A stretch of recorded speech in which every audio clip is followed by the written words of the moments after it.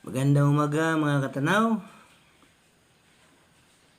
Araw ng linggo ngayon, hapit sa 5 ng November.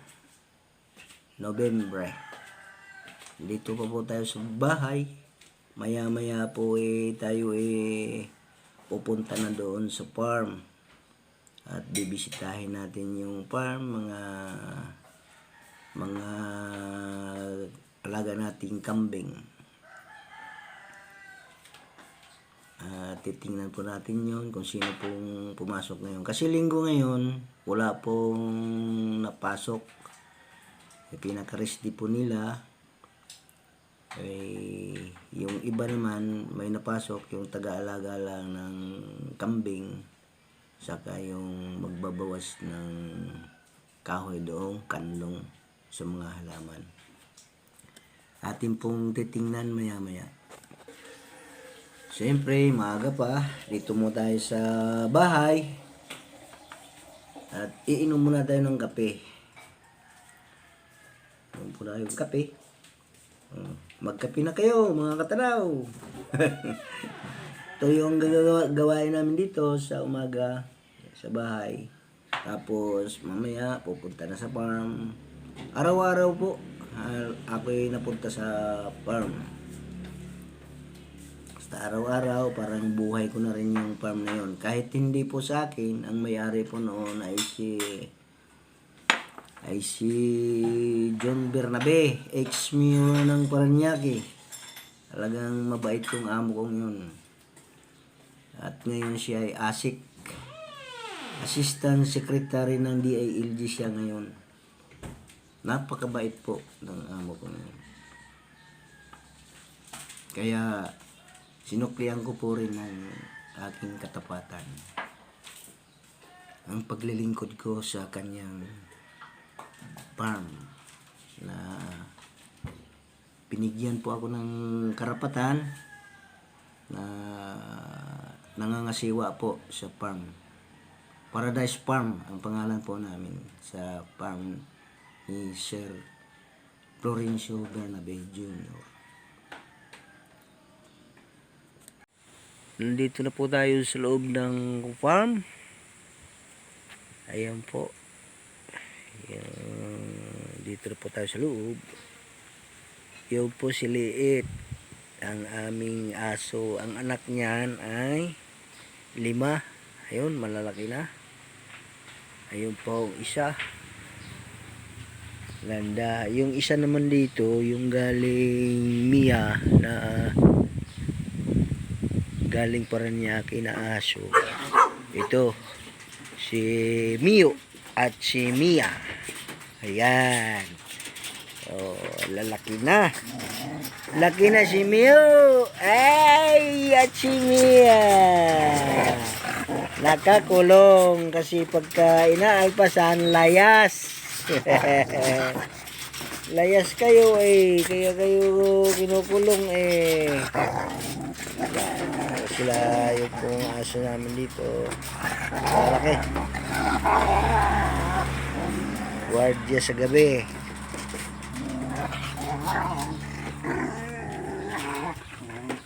Yan po. Tuloy-tuloy po tayo sa loob. Sino lang pumasok, Dan? Si Macmac, si Greg at saka si Ito. Si Greg. Ito. Tatlo. Si Ito sa kambing. Okay. Po, tuloy-tuloy po tayo doon. Pasok tayo sa loob. At pakainin ko rin yung aking mga asong sobrang laki. Parang police dog. Ito po yung aming police dog na sobrang laki.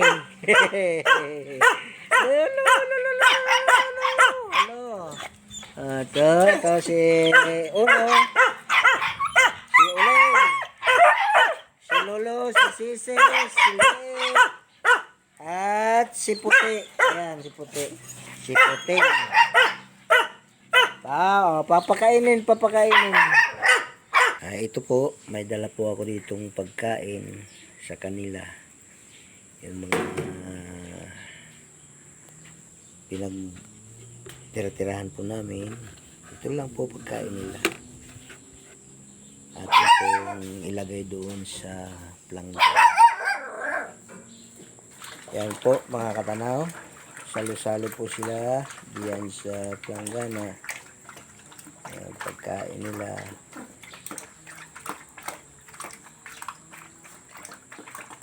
Yun po ang sinasabi kong ang lalaking aso.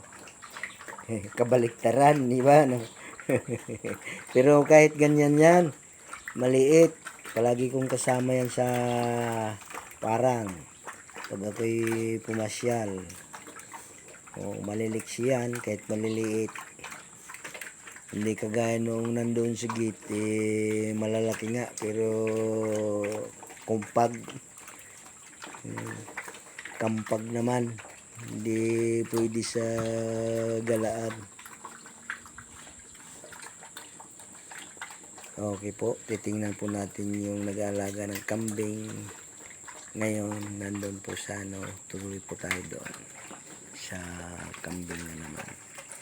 Ito po, pupunta po tayo dito sa kambingan.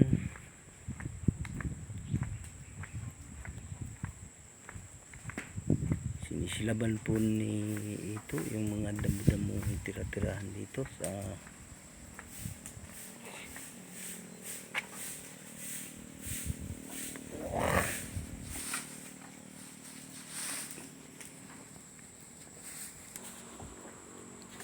ito po yung nag-aalaga ngayon.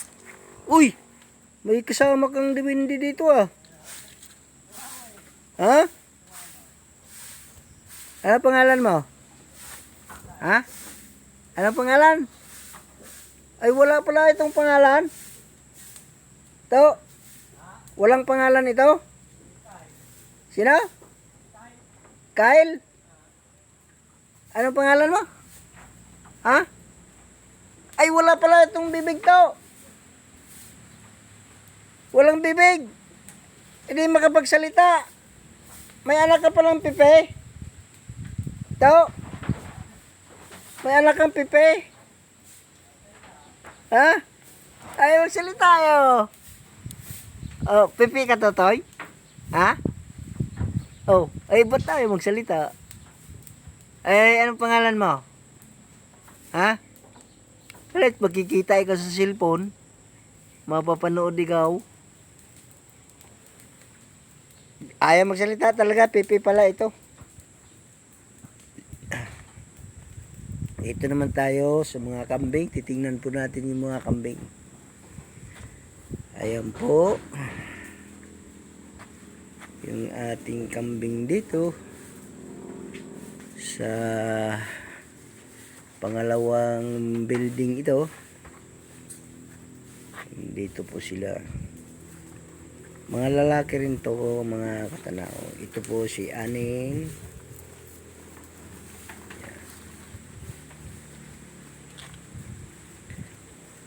Itong iba, hindi ko alam ang mga pangalan nito. Pero iisa ang pangalan po nila. Ang talagang pangalan nila ay kambing. Kambing po ang pangalan nila. Ito po yung kulungan ng mga babae. Wala po rito kasi inalpasan ni ito. Inalpasan niya.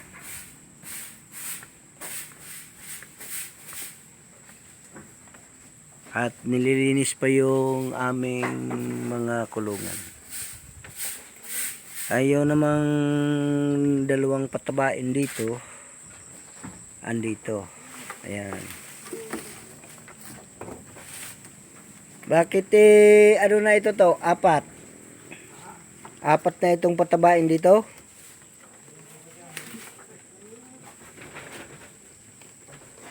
Baka lumusot lang to. Oh yan, ay dayo lang yan. Ha? Pwede mo bisirop mga kanore. Oh. Dumalaga sa isang barako. Lumusot lang dito. Nako, ay nahahaluan din pala.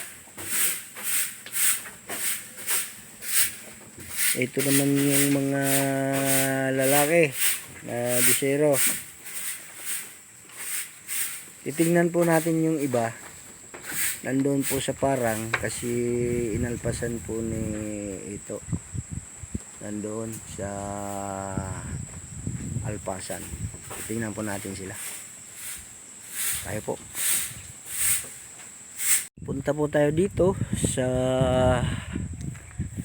alpas ng mga kambing.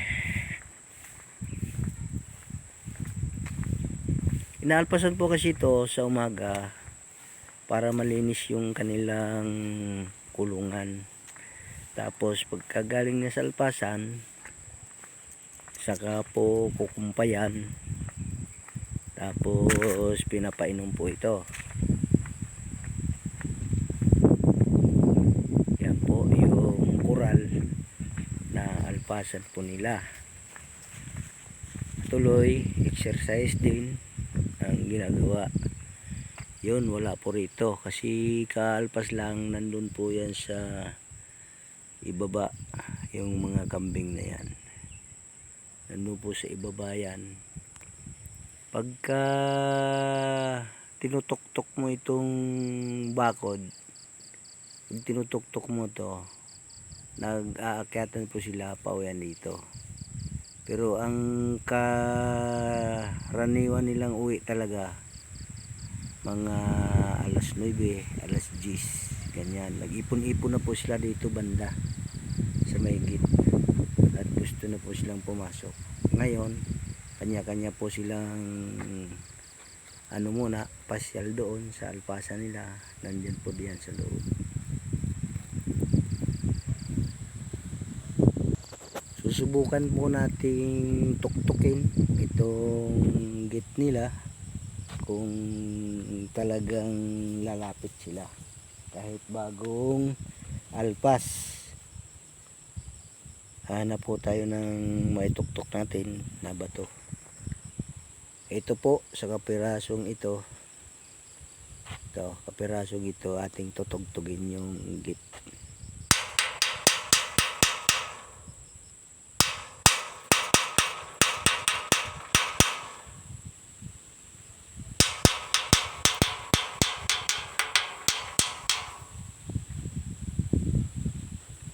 Tingnan natin kung lalapit talaga.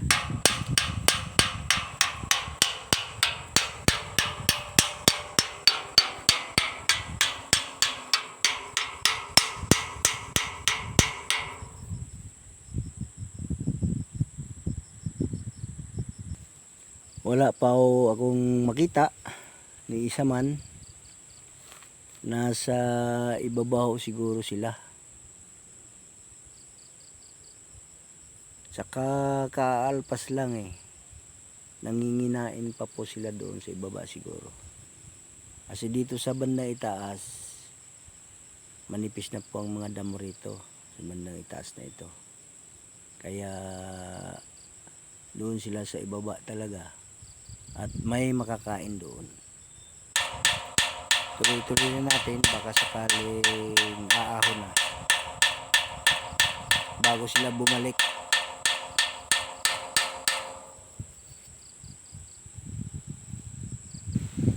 Ayan po, mayroon na po akong natatanaw buhan.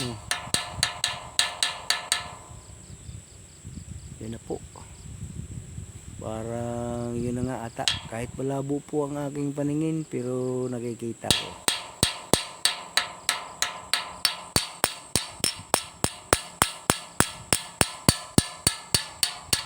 Malayo pa lang.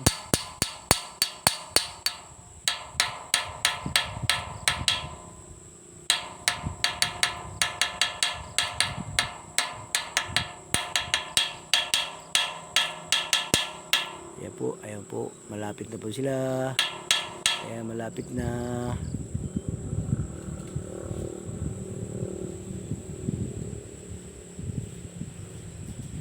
Ayan, yun po ang pangtawag sa kanila, yung tinutok-tok yung bakod. Ayan. Pero yung iba po siguro nandoon pa sa ibaba. Kasi kulang ito kulang itong grupong ito.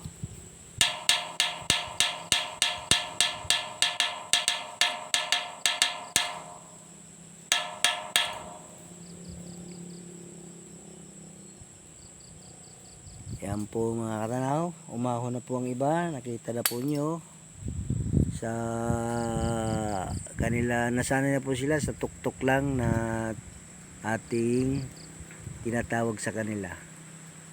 Ayan, ilan-ilan po ang umahon. Yung iba ho siguro nandun pa sa ibaba, nanginginain pa yun. Hindi pa ho ito lahat, ito'y ilan-ilan lang. Mamaya pa kasi kaalpas lang ako nito, mamaya pa yung pasok, mga alas 10 siguro ang pasok nila, mga alas 10 sabay kumpay naman. Okay po mga katanaw, magpapaalam na po ako, hanggang dito lang po ako, at sa susunod naman susubaybayan po nyo yung mga binibidyo ko dito tungkol sa aming farm, sa mga halaman at sa alaga naming kambing. Yan po mga katanaw, magpapaalam na po ako sa inyo. Maraming po salamat yung mga bago-bago lang po nakapanood dito sa aking mga video. Paki-subscribe naman po ako sa channel ko sa YouTube, Katanaw Joe Olaes. At mayroong bell po sa ibaba. Ito ay pakipindot naman po para subaybayan po niyo yung aking mga binibidyo dito sa farm tungkol sa aming mga halaman at sa aming mga alagang kambing. Maraming pong salamat. Bye-bye po sa inyong lahat. Bye-bye.